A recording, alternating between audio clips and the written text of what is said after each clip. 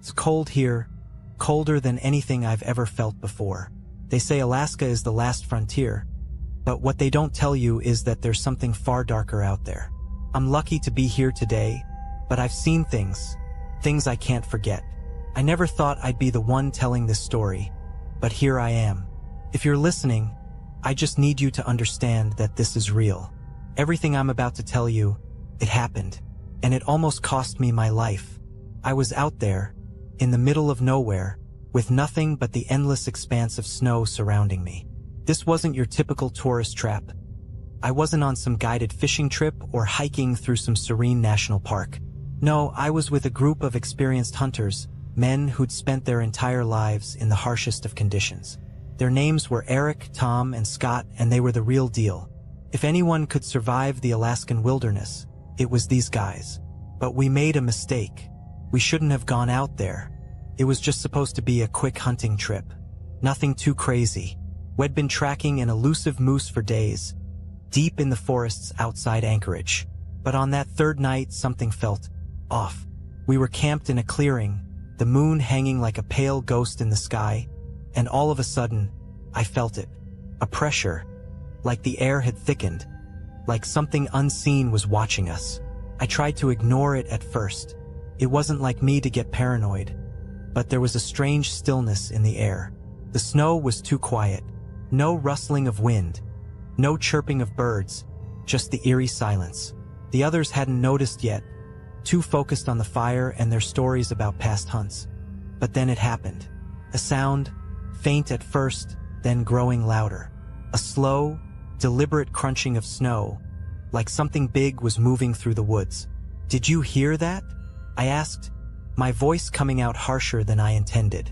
Scott paused, his hand halfway to his beer, and his eyes darted toward the edge of the trees. Eric and Tom stopped talking too, the atmosphere shifting from casual to tense in an instant. "It's probably just a bear or a moose," Eric said, shrugging it off. But it wasn't. The sound was too methodical, too deliberate. It wasn't an animal, at least not one we were familiar with. Then we saw it. A figure, tall, thin, almost skeletal, standing at the edge of the clearing. Its silhouette was impossible to miss against the stark white of the snow, but what struck me the most was the way it moved. It was jerky, unnatural, like it was being pulled by strings, its limbs too long for its body. And the face, I'll never forget the face. It was distorted, almost alien in its features, like it had once been human but had twisted into something else. I don't know how long we stared at it. Felt like an eternity. But then, as suddenly as it appeared, it disappeared back into the forest, vanishing without a sound. Tom was the first to speak. "What the hell was that?" We didn't know. It was Eric who suggested we pack up and leave. But as we gathered our things, a deep, bone-chilling howl echoed through the trees, making the hairs on the back of my neck stand on end. This wasn't the howl of a wolf or a coyote. This was something worse. Something that echoed through your chest, shaking you to your core. I've never been the type to panic, but in that moment, I felt the terror grip me. It wasn't just the howl that terrified me. It was the way everything had gone still again, as if the world itself had gone silent, waiting. That night, as we huddled together in the tents, I could hear the crunch of snow outside again. This time, it wasn't just one thing. It was multiple shapes circling us, drawing closer. I swear I heard whispers on the wind. The voices were incomprehensible, just distorted sounds that crawled into your mind and made your thoughts run wild. Tom wanted to go out to confront whatever was out there, but I knew better. I could feel the presence. This wasn't something we could fight. It was hunting us. The next morning, we tried to leave, but our tracks had vanished. All those hours of trudging through the snow, marking our path, only to find it wiped away like we had never passed through. The forest had swallowed us whole. We weren't just lost, we were trapped. I don't know how long we were out there, but I remember the panic setting in. We hadn't seen any more figures, but that didn't matter. The feeling that something was watching, waiting, never left. Every crack of a twig, every rustle in the bushes, made our hearts skip a beat. We made it out barely. By the time we stumbled back to civilization, I was covered in frostbite, half dead from hunger and exhaustion. I never spoke to Tom or Scott again. Eric didn't make it back. They found his body a week later, in the exact spot where we'd last seen that thing. But it wasn't just his body that was found. His eyes, they were wide open, frozen in terror.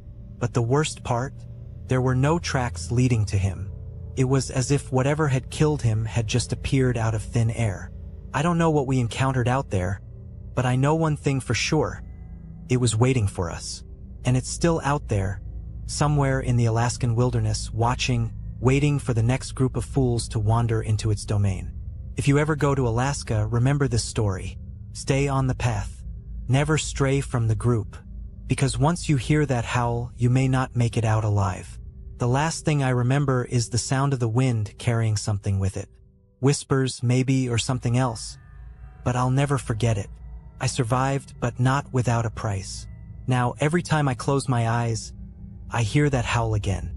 I thought I could leave it behind. I really did. For months after we made it back to Anchorage, I tried to convince myself that what happened in those woods was just some bizarre, shared hallucination. Maybe it was the isolation, the exhaustion, or the sheer terror that made our minds play tricks on us. But as the months wore on, I began to realize something. I hadn't truly escaped. Started small. A nightmare here, a lingering sensation there, like I was being followed. But it wasn't until I received a call that I knew something wasn't right. It was late, maybe 2 or 3 in the morning. I was staying in a small cabin outside of Fairbanks, trying to rebuild my life after everything had happened. My phone rang, the shrill tone cutting through the quiet night like a knife. I almost didn't answer, but something in my gut told me I should. "Hello," I answered, my voice rough with sleep. "Ben?" The voice on the other end was crackling, almost distorted, but I could tell who it was right away. It was Scott. "Scott? What's going on?" I asked, sitting up straight in bed. His voice sounded panicked, frantic in a way I hadn't heard in him before. "You're still in Alaska, right? Still near the woods?" he asked, his words tumbling out in a rush. "Yeah, I'm not far from Fairbanks. Why? What's wrong?" He was silent for a moment before he spoke again, his voice trembling. "I saw it. It's real, Ben. It's real, and it's not just out there in the wilderness. It's here. It's in the city." I felt my heart drop into my stomach. My breath hitched in my chest as I tried to process his words. "Scott, what the hell are you talking about? What did you see?"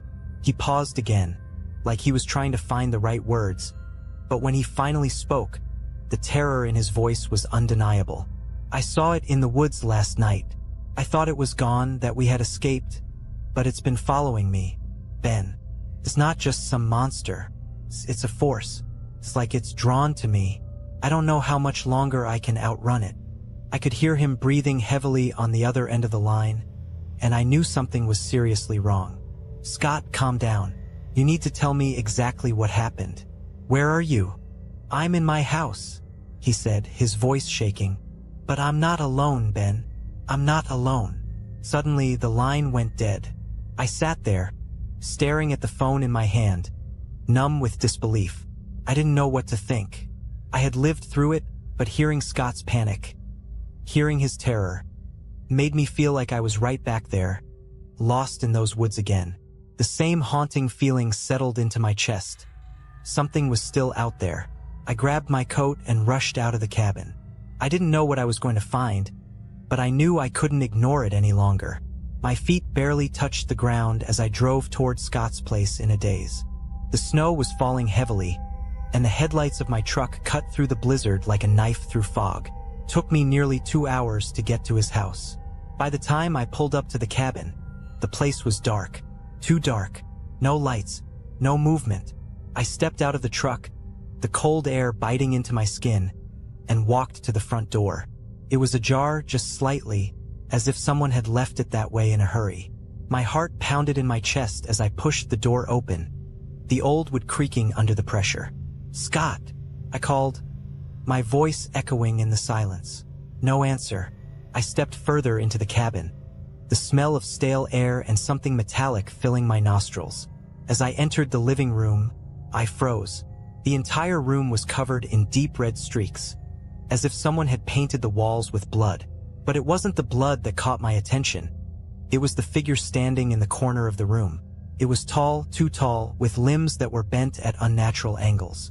Its face was a twisted nightmare of sharp angles and black, hollow eyes, staring straight at me. The thing didn't move at first, but I could feel its presence, suffocating the air around me. Then it made a sound, a low, guttural hum, almost like a song, but it wasn't a song of peace. It was something darker, something older. I backed away, my mind racing. "Scott!" I screamed, but there was no answer. The thing took a step forward, its long, unnerving arms reaching toward me. I ran, heart pounding in my chest, but as I reached the door, I turned back to see it standing there, just watching me. And then it spoke. "I'm not finished with you." The words weren't spoken aloud. They echoed in my mind, vibrating through my skull like a warning. The cold air seemed to freeze in place around me, and I knew in that moment that whatever this thing was, it was after more than just us. I ran out of the cabin, stumbling through the snow, not looking back until I reached my truck. I didn't know if Scott was alive or dead, and in some twisted way I didn't want to know. What I did know was that the creature from the woods wasn't just a thing that lived in the forest. It had followed us here. It had followed me. It's still out there somewhere waiting, and I don't think it's done with me yet. I don't know why I'm still here. I should have left. I should have packed up everything and gotten out of Alaska for good. But something, maybe it's guilt, maybe it's some twisted form of unfinished business, keeps me here.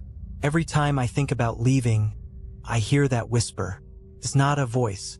It's the wind, but it feels like a voice. It feels like it's calling my name.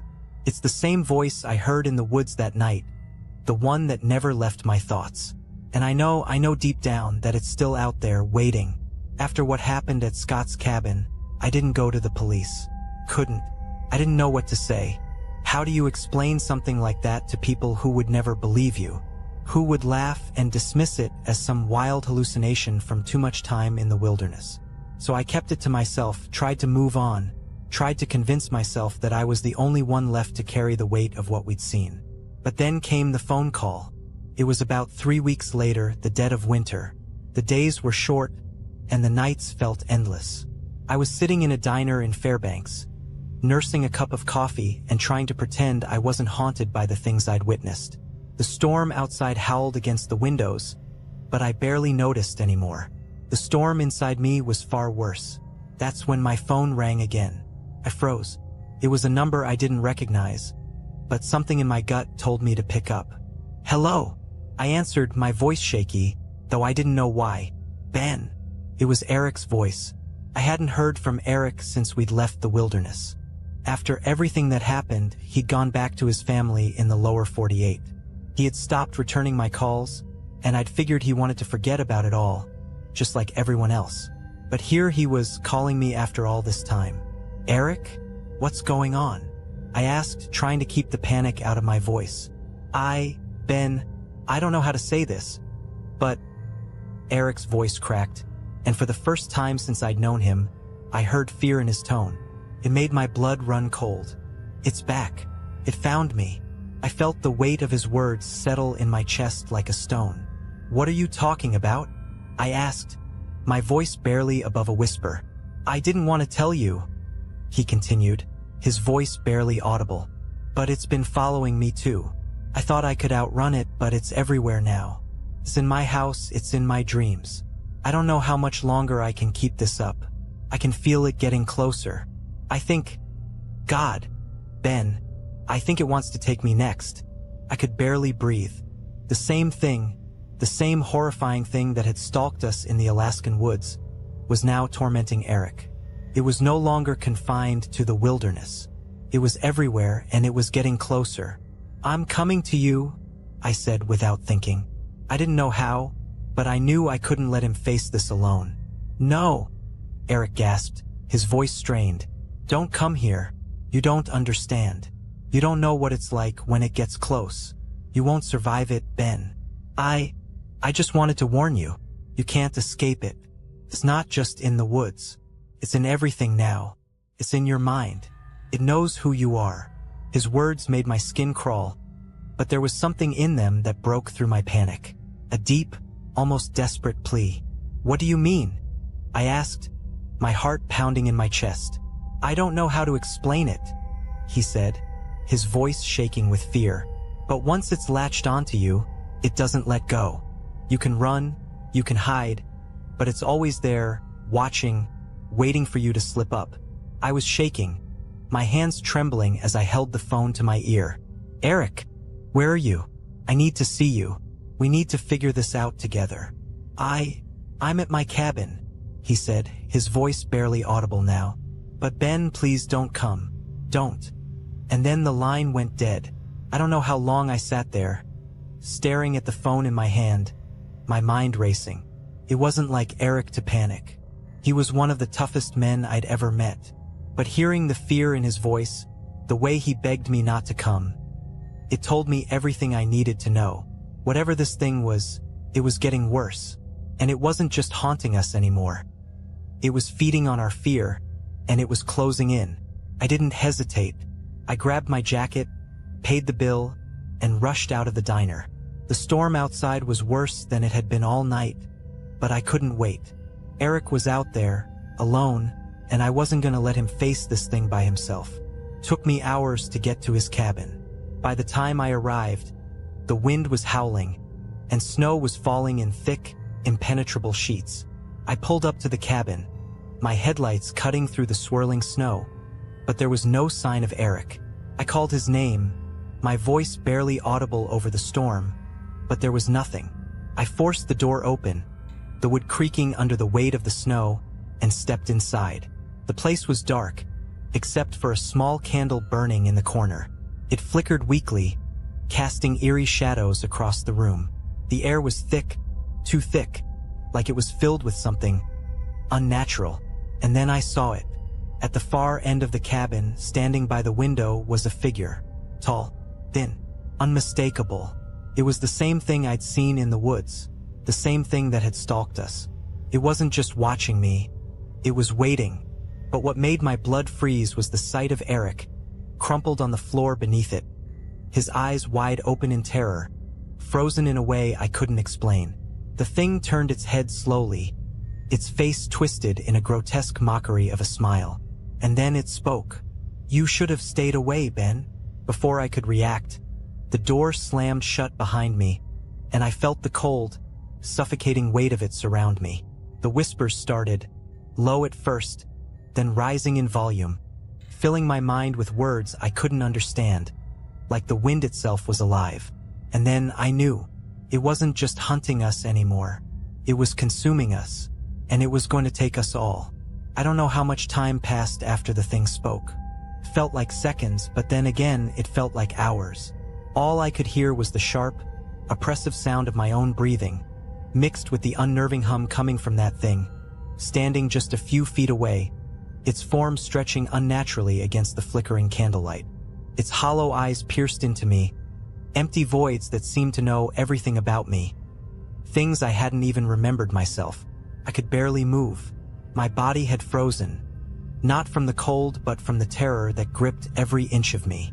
My legs were heavy, like they were made of lead, and my arms hung useless at my sides, as if the very act of reaching for something, anything, would have been futile. All I could do was stare at the thing, helpless. It wasn't just watching me anymore. It was studying me, as if deciding whether I was worth the effort of tormenting further. The cabin felt smaller, suffocating, the air thick and bitter. The wind howled outside, but in here, there was only silence. A deafening, oppressive silence. Then I heard it. The sound of Eric's voice, weak, raspy, barely a whisper. Ben, get out. It's not too late. I turned my head, finally finding the strength to look at him, lying on the floor.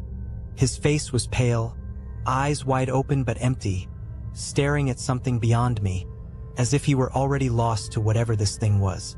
He didn't seem to be breathing. I knew then. Eric was already gone. The thing moved then, stepping closer. Each movement was slow, deliberate, and I could hear the soft creaking of its bones as if they were made of wood. It stopped in front of me, and I could feel its presence invade every corner of my mind. "I told you not to come," it said again, its voice a whisper and a scream at the same time. "Now, you belong to me." Before I could react, it reached toward me with one long, twisted arm. Its fingers, if you could even call them fingers, were sharp, talon-like, scraping the air between us. I could feel the cold radiating from them, a cold that went deeper than the skin, burrowing into my very soul. I stumbled backward, the horror overwhelming me, but I couldn't move fast enough. The air seemed to slow down, and I felt like I was trapped in some twisted dream, unable to wake up. It was all around me. Its presence, its words, its touch. I felt its fingers brush my cheek, and in that moment, I was sure it would drag me into the same frozen nightmare that had taken Eric. But then something changed. I don't know how or why, but the pain, the suffocating weight of the thing's touch, faded. I don't know if it was my will to survive or something else entirely, but I managed to break free. I bolted toward the door, every step heavier than the last, the darkness closing in around me, whispering in my ears, urging me to stay, to give in. But I couldn't stop. I had to get out. I had to survive.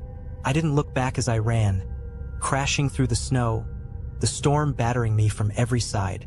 I could feel it, though, the pull of it, the weight of its presence still lingering in the air, chasing me even though I was miles away from that cursed cabin.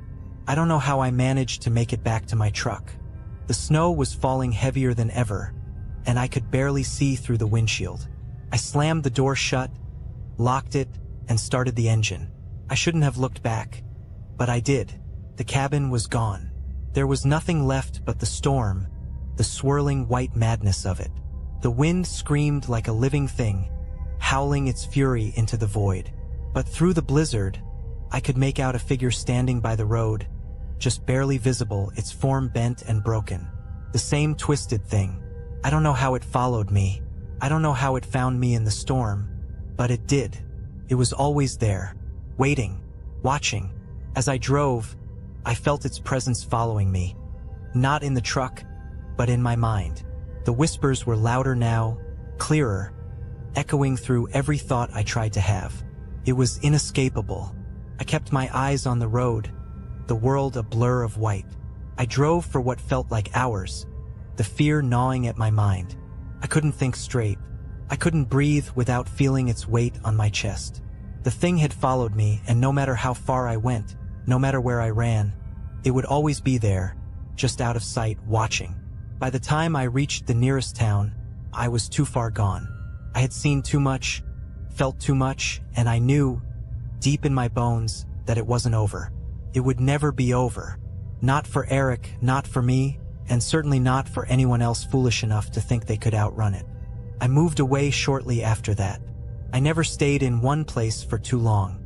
I kept to the cities, the crowds, hoping the noise would drown out the whispers in my mind. But I know now. I know what I didn't understand before.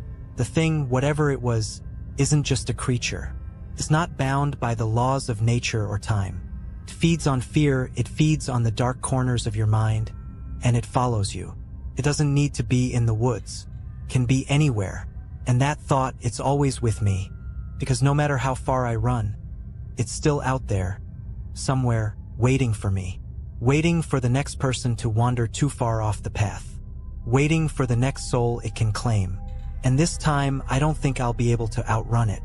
I wish I could say that moving away, leaving Alaska behind, somehow broke the curse. That I found peace, that the whispers faded, that I was finally free. But I wasn't. The thing, I can't even call it a creature anymore, wasn't just something confined to a specific place or time. It was like a shadow, an inescapable part of me, of my mind. I would hear it in the middle of the night, the cold air pressing against my skin even in the warmth of my new apartment. The whispers didn't just come from the dark corners of rooms anymore. They came from inside me. They twisted my thoughts until I could no longer tell where my fear ended and where it began. It started to affect my sleep, then my relationships. I couldn't keep a job. I couldn't keep a friend. How could I, when the only thing that filled my thoughts was the thing I'd seen in Alaska, the thing that haunted me with every breath I took? I tried everything. Therapy, meditation, medication. Nothing helped. Because no matter what I did, I couldn't escape it. And then, it happened again. It had been a year since I'd left Alaska, and I thought I was getting better. I was in a small town in Montana now, trying to rebuild some semblance of a life, far from the frozen wilderness that still haunted me. I was in a small apartment above a local diner, just another stranger trying to outrun his past. But the nightmares never stopped. They were getting worse. I woke up one night, drenched in sweat, the scream of the wind outside carrying the same eerie, haunting tone that had plagued me since that first night in the Alaskan wilderness. My body was trembling, but I forced myself out of bed, trying to shake off the feeling of dread that clung to me like a second skin. That's when I saw it. There was something in the corner of the room. I had no idea how it had gotten there, no idea when it had arrived. The shadows of the room seemed to twist and bend around it, as if the very air had contorted to accommodate its presence. At first, I thought it was a hallucination, the product of a mind too far gone. But then I saw it, those long, twisted limbs, the way the figure stood unnaturally tall, its silhouette unmistakable. Its face was a blur, just a mass of darkness where features should have been, but I could feel it. I could feel it staring at me, the hollow, vacant eyes, the coldness that chilled my very soul. I froze. For the first time since that night in Alaska, I couldn't move, couldn't scream. The fear was so intense, so paralyzing, that it wrapped itself around me, suffocating any thought of escape. The thing stepped closer. The floor creaked under its weight, though there was no weight to it, not really. It was like it was a part of the air itself, an entity made of darkness and frost, slowly moving toward me with a strange, purposeful slowness. Couldn't breathe. It spoke then, its voice like 1,000 whispers woven together into one soul-chilling sound. "You can't outrun me, Ben. You can't run from what you are." I could hear the words in my head, louder than the sound of the wind outside. It wasn't talking about Alaska anymore. It was talking about me. The thing had seen something in me, something it could latch onto. It had marked me long ago. I tried to back away, but my body wouldn't obey. The fear was too much. My heart was pounding in my chest like it was about to explode, but nothing happened. I couldn't move, couldn't scream. And then it reached out its hand. No, its claw, long and cold, brushing against my skin. I felt a searing, biting cold where its fingers touched me. My whole body screamed for me to pull away, to fight, but I couldn't. The moment it made contact, I felt the memories flood back. The forest, the snow, the moonlit sky, the thing in the darkness, watching us, waiting for us to make the wrong move. It wasn't just a monster, I realized. It was something older, something that existed long before the trees and the snow, before the stars and the sun. It was a presence, a force that consumed not just your body, but your mind. It fed off your fear, and it fed off the very idea of escape. But as its cold fingers gripped tighter, I did the only thing I could think to do. I fought. I didn't think about it. I didn't plan it. But I gathered every ounce of strength I had, and I pulled away. Not physically, I couldn't do that, but mentally. I fought it with every thought, every memory of what I had survived, what I had already gone through. I remembered the woods. I remembered the howling wind. I remembered Scott, Eric, the terror. And with everything I had, I reached into the darkness. I don't know how it happened. Maybe I just willed it. Maybe it was a desperate cry for survival, a last-ditch attempt to tear myself away from the abyss. But as I reached into the thing, I felt the coldness begin to recede, slowly, just for a moment. The thing in front of me flickered, like a shadow at the edge of your vision, unsure of its form, of its purpose. The moment lasted only a second, but that second was all I needed. I slammed my eyes shut and forced myself to breathe. I kept thinking of the one thing that kept me alive in Alaska: survival. When I opened my eyes again, it was gone. But I know better now. It didn't leave. It was never gone. It was just waiting, watching. The whispers never stopped. They're in my head now, swirling like the winds of Alaska. The thing is still there, in the shadows of my mind, lurking, waiting for me to slip. And one day I know it will be back. And next time I don't think I'll escape. I don't think anyone will. It's been months since that night. Months since I forced myself to believe I had driven the thing away. But I know now that it was never really gone. I thought the worst was over, but I was wrong. It's never over. The whispers have grown louder, more persistent, pushing their way into my thoughts. The thing, whatever it is, has found a way to stay inside me, like a parasite that feeds on my fear, my exhaustion, my broken mind. It's not just a shadow anymore. It's a part of me, lodged deep within my soul. I can feel it every day, like a weight on my chest. The fear has become familiar. It's like breathing. You don't notice it until you try to stop. I moved to a different town, a different state, trying to outrun it once again.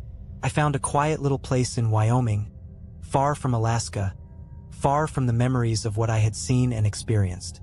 But as I walked through the front door of this new apartment, I felt it.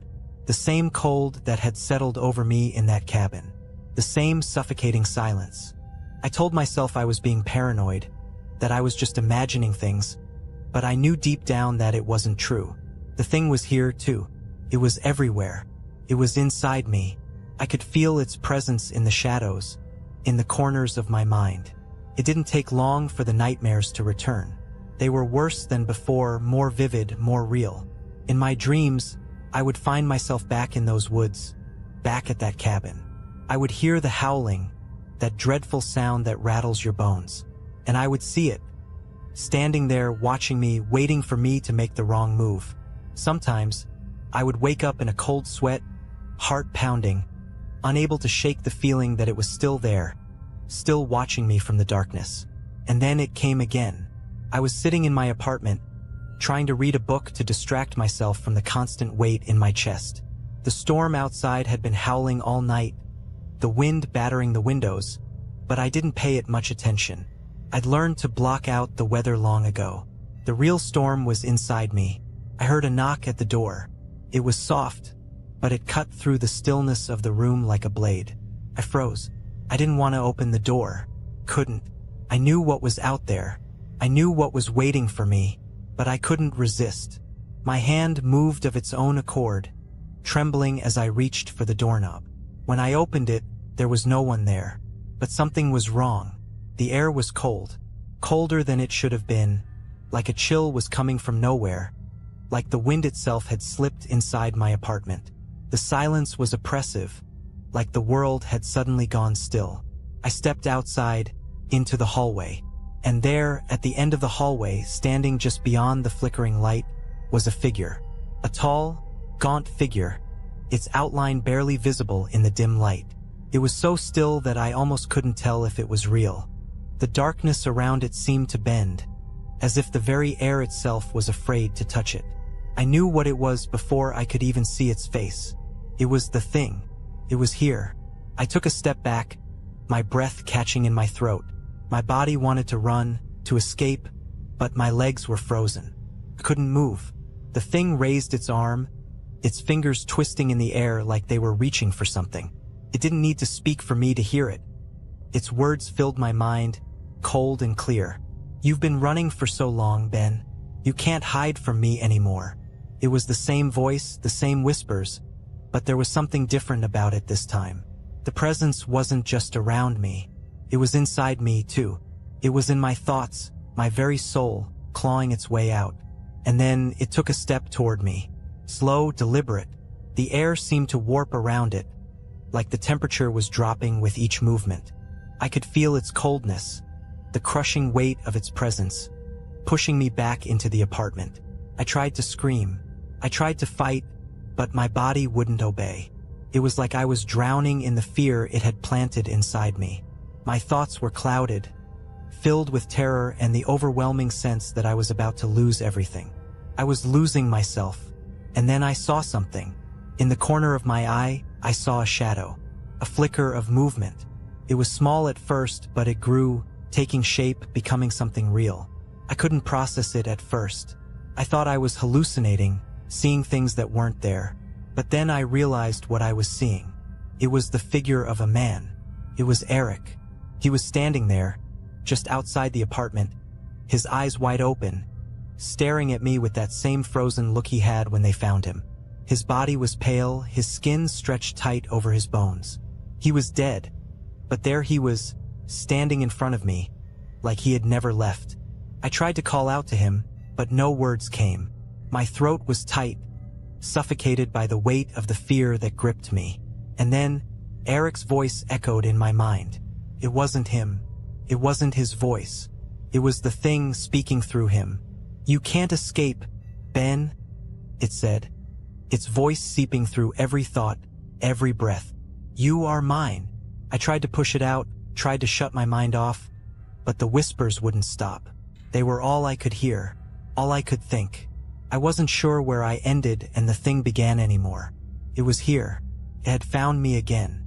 It wasn't going to stop. Not until it took me, too. And the worst part? I think it already has. The thing didn't just hunt me. It didn't just chase me through the forests of Alaska, through my nightmares, through the towns I thought were safe. It's been inside me all along, feeding on my fear, feeding on the idea that I could escape it. But it's never been about escape. It's always been about survival. And I don't know how much longer I can survive. I'm writing this now because I'm running out of time. I can feel it closing in on me. The whispers are louder. The cold is deeper. And every breath I take feels heavier, more labored. I can't escape it. I can't outrun it. The thing, whatever it is, has found its way into the very core of me, and I feel it tightening its grip. When I left that apartment, I didn't know what else to do.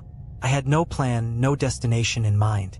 I just needed to get away, to put as much distance between myself and whatever this thing was. I thought if I could just outrun it, if I could just keep moving, I might get a little bit of peace. But peace doesn't exist when the thing is following you. It's like a shadow always there, no matter how far you run. It doesn't matter where I go. It knows me. It knows my fears, my thoughts, my weaknesses. I've tried to forget, tried to bury the memories of Alaska, of the cabin, of Eric and Scott. But the thing won't let me forget.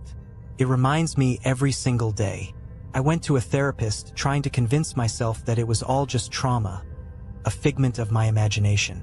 I thought maybe I was just losing my mind after everything I'd seen. But the moment I sat in that office, the thing was there, lurking in the shadows, just beyond the therapist's smile. Its cold fingers brushed against the back of my neck, and the whispers started. "You can't outrun it," it said. The therapist couldn't hear it. She just smiled, nodding, asking questions. But I couldn't focus on her words. I couldn't hear her over the sound of the whispers. The feeling of something dark, something ancient, wrapping itself tighter around me. That night, I didn't go home. Couldn't go back. I couldn't stay in any place long enough to feel safe. So I drove. I didn't know where. I didn't care. I just needed to move. The road stretched out in front of me, endless and dark, the headlights cutting through the night. The snow flurries danced around the truck, swirling like a blizzard. But there was no escape. There was never an escape. Hours passed. The cold inside my truck was unbearable. The heat was on full blast, but it didn't matter. The cold, the real cold, was inside me now. That's when I saw it again. Out of the corner of my eye, I caught the flash of something in the distance. Too far to make out clearly, but familiar. Something tall, too tall. I thought my mind was playing tricks on me, but I knew it was the thing. I slammed on the brakes, the truck sliding on the slick road, but I didn't stop. Couldn't stop. I had to see. I had to know if I was right.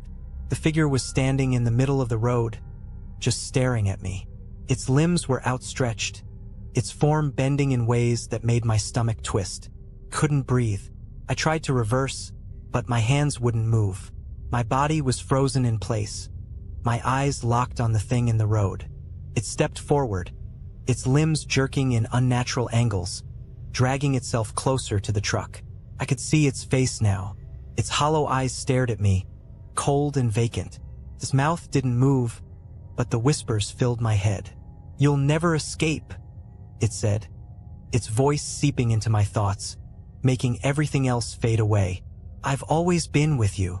I couldn't think. I couldn't even scream. My heart pounded in my chest, My hands gripped the wheel so tight my knuckles ached. The thing was so close now, I could feel its coldness crawling through the air, settling into my bones. I thought it was the end. I thought it was finally going to take me. But then, something strange happened. I wasn't sure if it was a dream or a delusion, but for a moment, I saw a flash of light, a bright, blinding light, and the thing in the road faltered, its form flickering like a broken image on a screen. It froze, just for an instant, like it wasn't sure how to respond. And then it was gone.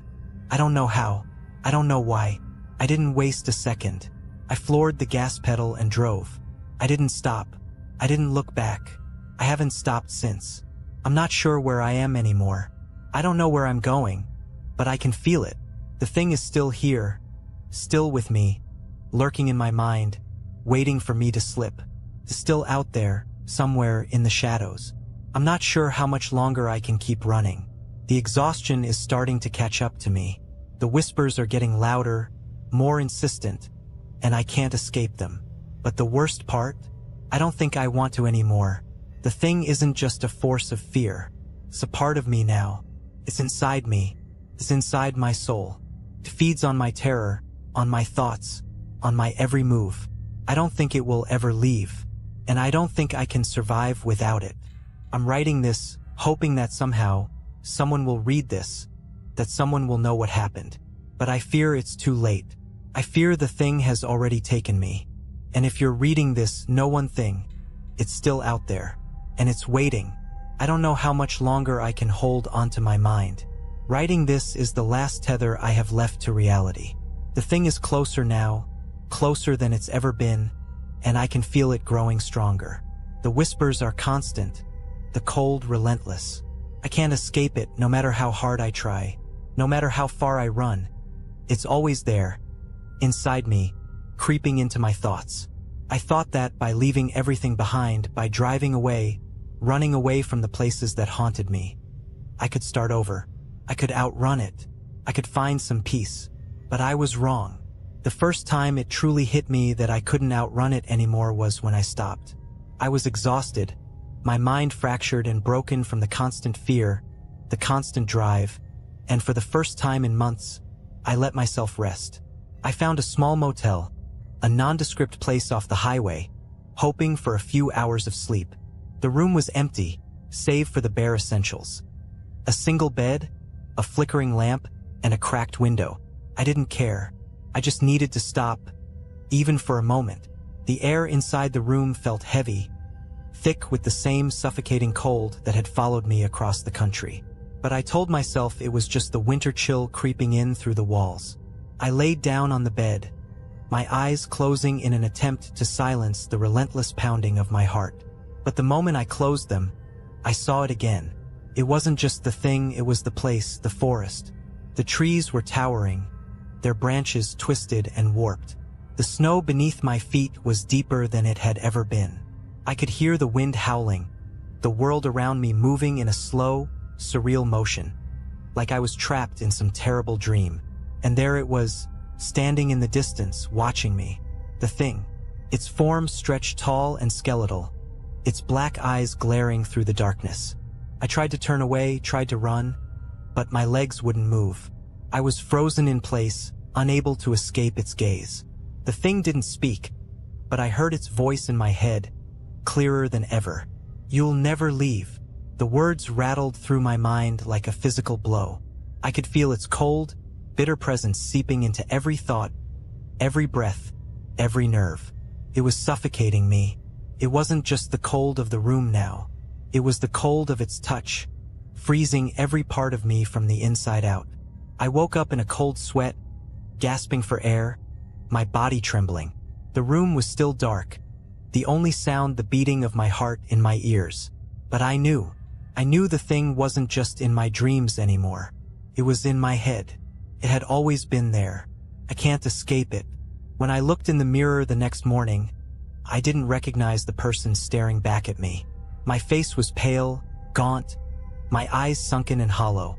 The reflection was a stranger, someone who had been worn down by fear and exhaustion, someone who had given up. But more than that, it was someone who was already lost. I tried to keep moving. I couldn't stay in that motel, but no matter where I went, I could feel it. The thing was always just behind me, never more than a few steps away. Even when I tried to sleep, even when I drove through the night, I could hear it in the back of my mind. I could feel it following me. But something changed on the third day. I woke up in the middle of the night, my body drenched in sweat, the room colder than ever.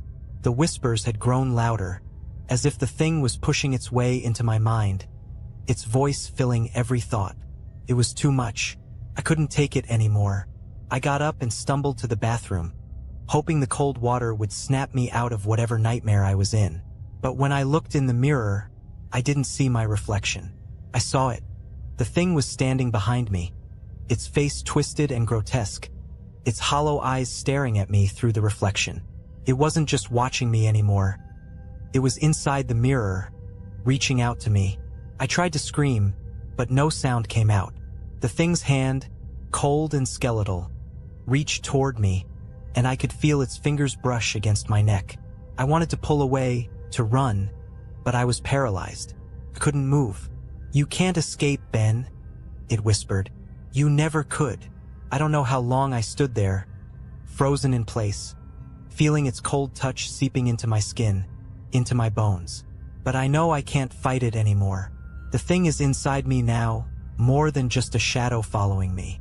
It's in my mind, in my thoughts, in every heartbeat. It's a part of me. I don't know what it wants from me. I don't know what it's been waiting for, but I can feel its hunger. I can feel its patience. It's not in a hurry. It doesn't need to rush. And that's what terrifies me most, because I've already lost.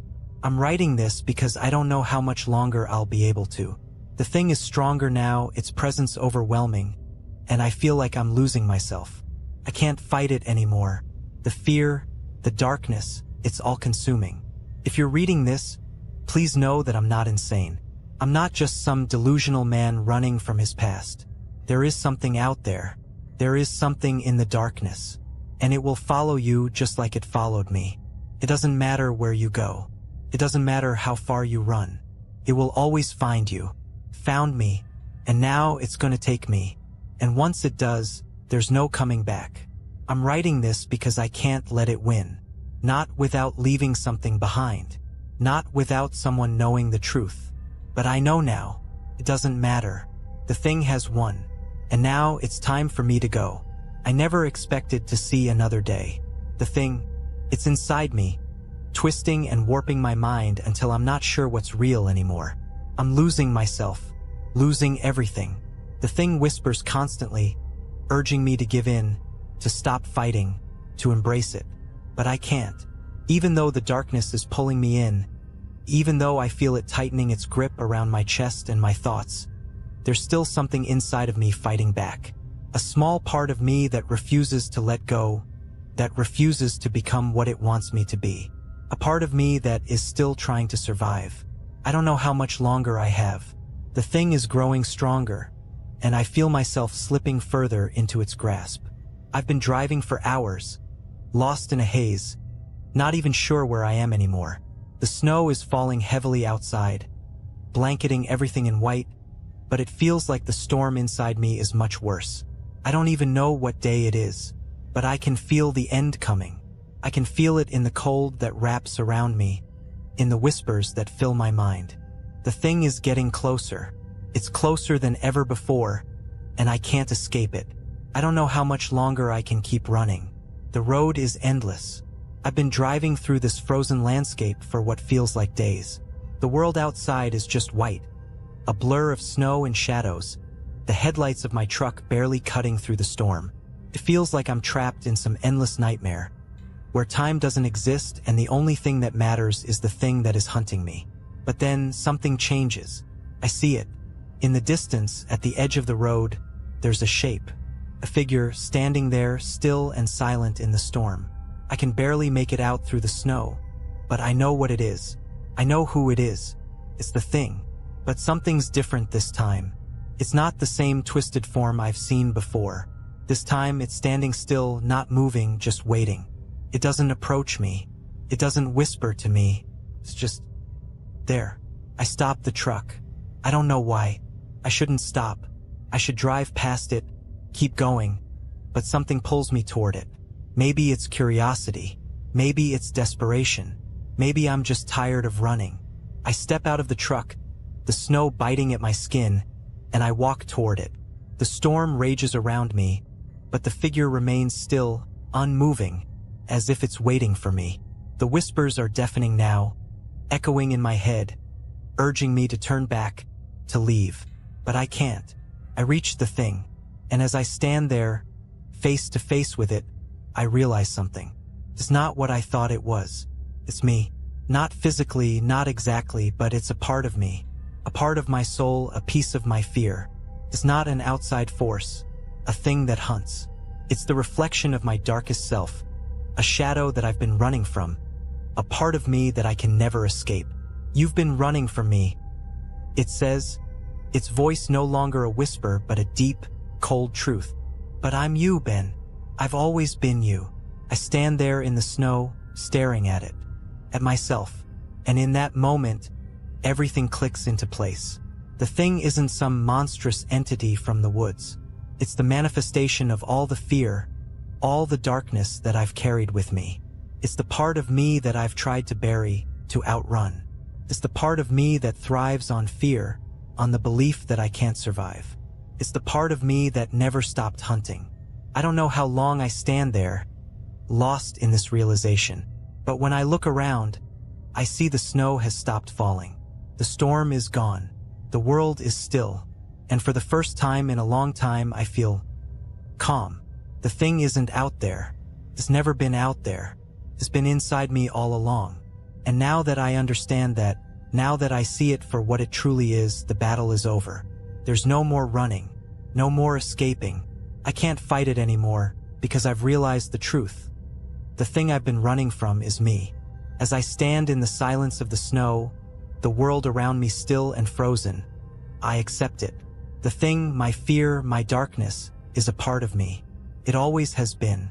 And no matter how far I run, no matter where I go, it will always be there, inside me. I'm not sure if I'm free now or if I've just come to terms with my fate, but I know this, the thing never really hunted me. It didn't need to. I was the one hunting myself all along. And now, as I walk back to my truck, I feel a strange peace settling over me. The fear is still there, but it no longer controls me, because I've finally stopped running. And for the first time, I think I've come to understand something terrifying. I was never meant to escape. I was meant to survive. And that survival is with me forever. I don't know how long I've been out here. Time has become a blur, like the snow that surrounds me, like the whispers in my head that refuse to quiet. I no longer know what day it is or even where I am. I've stopped caring. There's no point anymore. The thing, it's still with me, but it's different now. It's not just a shadow or a force outside of me. It's part of me, a piece of my soul, a dark reflection of everything I've ever feared, everything I've ever wanted to escape. And I've come to understand that there is no running from it. There never was. I've spent so long convincing myself that if I just kept moving, kept running, I could outrun my past, outrun my mistakes, outrun the fear that has clung to me like a second skin. But it's always been here, inside me, feeding on the very thing I've tried to escape, my own darkness. That realization came to me the moment I stood face to face with it. My fear, my reflection. It was never a monster. It was never something external. It was me. I am the thing. I don't know if I'm still in my own mind, if this is some kind of twisted dream, or if I've crossed over into a place where time no longer has meaning. I think, perhaps, that I'm no longer part of the world I once knew. I've become a part of the wilderness I tried to escape, the frozen, desolate place where shadows live and where no one truly survives. But now I don't need to survive anymore. I've stopped fighting. The battle was never about escaping the thing. The battle was about accepting it, accepting myself. I hear the howling wind again, but this time it doesn't scare me. The whispers are louder, but they no longer terrify me. They're my own thoughts now, my own fears, and I've learned to embrace them. The cold in my bones has become familiar, almost comforting. I feel it seeping through my skin, into my soul, and I realize that the thing, it is me. The darkness in me has always been there, just waiting for me to acknowledge it. The more I fought it, the more it thrived. But now that I've stopped running, now that I've finally stopped fighting, the coldness is not so terrifying. It's just there, just like me.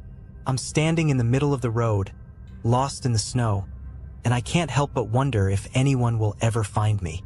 But I don't care. The thing is part of me, and I've finally accepted it. I've stopped fearing it.